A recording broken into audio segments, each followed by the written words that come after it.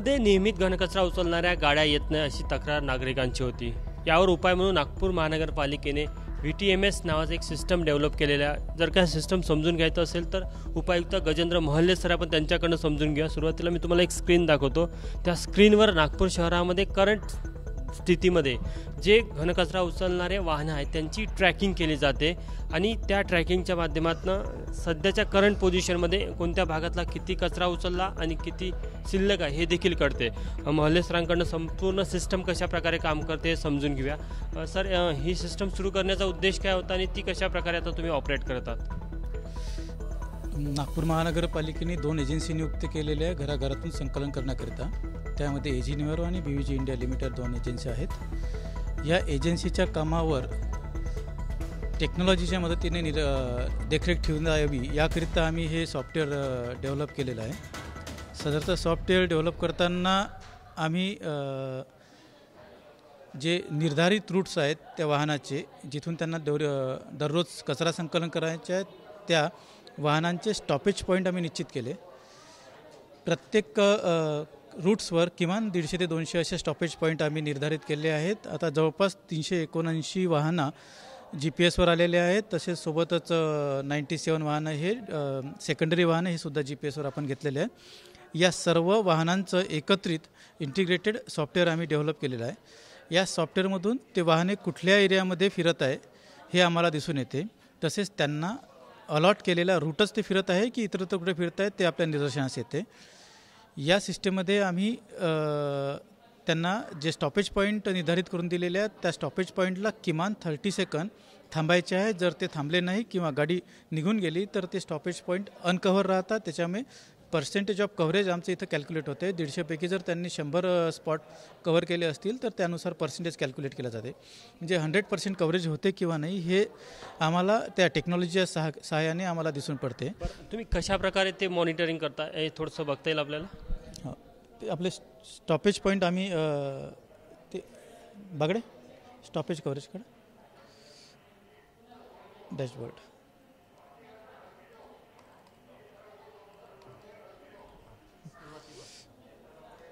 आता या मध्ये आपल्याला जे दिसतं आहे बेसिकली 379 व्हेकल आमच्या प्रायमरी व्हेकल्स आणि 97 व्हेकल आमच्या सेकंडरी व्हेकल्स आहे।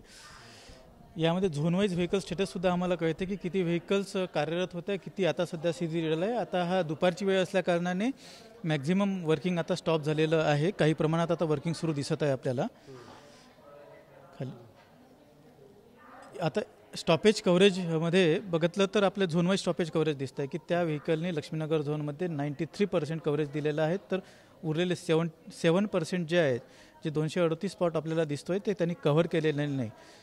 म्हणजे असं बघितलं तर सगळ्यात कमी कव्हरेज जो दिसतं आहे 64% हे लकडगंज झोनचं दिसतं आहे। त्यांनी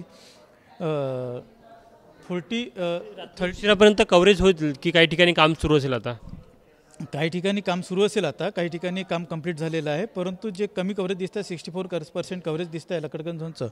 यावरून असं लक्षात येते की त्या झोनमध्ये तितक्या प्रमाणात त्यांचं कलेक्शन झालेलं नाही।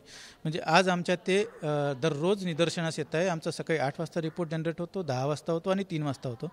या कालावधीमध्ये किती व्हेकल्स रूटवर आहे, किती ऑफ रूट आहे हे आम्हाला निदर्शनास येते। ऑफ रूट व्हेकल दिसल्या तर आपण एजन्सीला या सिस्टममधूनच आपण टेलिफोनिकली कळवतो की तुमच्या number of vehicles of route आहेत त्याला कामाला लावा, म्हणजे जेणेकरून त्या एरिया कव्हर होतील। दुसरी महत्त्वाची गोष्ट म्हणजे जे अनकव्हर्ड एरिया आहेत त्या अनकव्हर्ड एरियाच्या बेसवर त्या संबंधित एजन्सीवर आम्ही दंडात्मक कारवाईची तरतूदसुद्धा दिवसाला जो आपल्याला कव्हर एरिया जर संपूर्ण शहराचा बघायचा असेल तर तो बघता येईल आपल्याला या स्क्रीनवर। मगाशी जो गुगल मॅपच्या माध्यमातून आपण जी वाहन पण बघितलं होतं आणि तो एरिया पण दिसत होता। हो, नक्कीच आपल्याला संपूर्ण शहराचा कव्हरेज एरियासुद्धा यातून दिसतो की आज किती टक्के कव्हरेज झालेलं आहे। प्रत्येक रूटचा प्रत्येक व्हेकलचा सुद्धा कव्हरेज दिसतो आणि काही व्हेकलचा जर ती गाडी त्या एरियामध्ये गेलीच नसेल तर 0% कव्हरेज म्हणून सुद्धा आपल्याला इथं दिसून पडते। म्हणजे आपल्या ते निदर्शनास येतात की किती व्हेकल आज कुठल्या एरियामध्ये गेलेल्या नाहीत। नागपूर शहराच्या मॅपवर आम्हाला हे जे सिम्बॉल दिसत, एकतर वाहन पण दिसत आणि काही रेड आणि ग्रीन कलरचे सिम्बॉल दिसत आहे. यावरनं काय दिसतं आपल्याला? नक्कीच तो जी ग्रीन कलरची व्हेकल दिसत आहे ती आता रनिंग आहे आणि जो रूट दिसतोय तो त्यांना अलॉट केलेला एरिया आहे. बेसिकली आता सेकंड शिफ्टमध्ये मॅक्झिमम कमर्शियल एरियामधून कलेक्शन केलं जाते.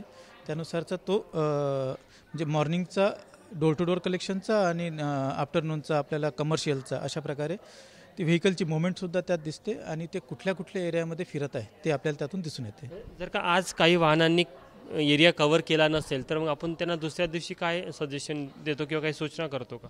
नाही, ज्या व्हेकलनी 90% आणि बिलो 90%च्या बिलो कव्हरेज दिलेलं आहे त्यांच्यावर दंडात्मक तरतूद आहे. त्या एजन्सीवर त्या दिवशीचा दंडसुद्धा वसूल करण्यात येते आणि दुसऱ्या दिवशी तिथे व्हेकल लागेल याची खात्रीसुद्धा करण्यात येते. बेसिकली ज्या एरियामध्ये 0% कव्हरेज आहे अशा ठिकाणी आम्ही त्या संबंधित एजन्सीवर नोटीससुद्धा बजावतो. म्हणजे या टेक्नॉलॉजीचा वापर हा कचरा संकलनाचे काम योग्यरित्या व्हावे याच उद्देशाने आपण ते डेव्हलप केलेलं आहे. जेव्हापासून सिस्टम तुम्ही डेव्हलप करून वापरायला सुरुवात केली, काय फरक दिसला तुम्हाला? नक्कीच हळूहळू इम्प्रूव्हमेंट आम्हाला दिसत आहे. बेसिकली आम्ही ज्यावेळेस सॉफ्टवेअर सुरू केलं आता 1 महिन्यापासून आमच्या ट्रायल सुरू आहे. सुरुवातीला असलेलं कव्हरेज आणि आताच्या असलेलं कव्हरेज यामध्ये नक्कीच फरक पडलेला आहे, परंतु तो पूर्णपणे 100% फरक अजून पडायचा आहे आणि नक्कीच ती सुधारणा आम्हाला करायची आहे. कचरा संकलनामध्ये देखील वाढ झाली? हो, नक्कीच कचरा संकलनामध्ये वाढ झाली आहे आणि रूट्स हे कंप्लीट होत आहेत. तर निश्चितच मध्ये टेक्नॉलॉजीचा वापर करून जर का एखाद्या समस्येवर सोल्युशन काढायचं असेल तर नागपूर महानगरपालिकेने या सिस्टमच्या माध्यमातून ते विकसित केलं आणि साध्य देखील केलं. कारण की अनेक वेळा एखाद्या रूटची गाडी आज गेली असेल तर परत ती 2 दिवसांनी जात होती, अशी नागरिकांची तक्रार होती. मात्र या GPS सिस्टमच्या माध्यमातून ती गाडी रोज ठराविक रूटनी जाते की नाही हे कळते आणि त्यांना दिलेल्या थांब्यावरती थांबते की नाही हे देखील कळते. त्यामुळे कोणताही चालक आता आपल्या कामामध्ये कुचराही करू शकत नाही किंवा एखादा रूट टाळू शकत नाही. कॅमेरामॅन व्यंकटेश नायडूसह तुषार कोहळे, ABP माझा, नागपूर. ABP माझा, उघडा डोळे बघा नीट.